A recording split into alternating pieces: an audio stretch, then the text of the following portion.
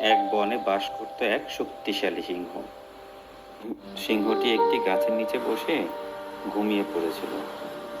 হঠাৎ করে একটা ইঁদুর পাশ থেকে খেলতে খেলতে সিংহটার কাছে চলে আসলো এবং সেই সিংহটা গায়ের উপর উঠে হাঁটাচলা করতে লাগলো। সিংহটার তো ঘুম ভেঙে গেল। সাথে সাথে সিংহটি কি করলো, রেগে সেই ইঁদুরটাকে তার থাবা দিয়ে খপ করে দিয়েছিল। তারপর ইঁদুরটি সিংহটির কাছে প্রাণ ভিক্ষা চাইলো আর বলল, আমি কোনো একদিন তোমার উপকারে আসব। এই বলে কয়েকদিন পার হয়ে গেল। হঠাৎ করে সিংহটি একটা শিকারীর ফাঁদে আটকে পড়ল।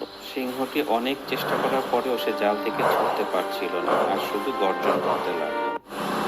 সিংহের গর্জন শুনে ইঁদুরটি দৌড়ে চলে আসলো আর ওর জালটা কেটে দিল। তারপর সিংহটি ইঁদুরটির কাছে ক্ষমা চাইল তাকে তুচ্ছ ভাবার জন্য, আর ওরা সবসময়ের জন্য বন্ধু হয়ে গেল আর জঙ্গলের ভিতর হাসতে হাসতে হেঁটে চলে গেল।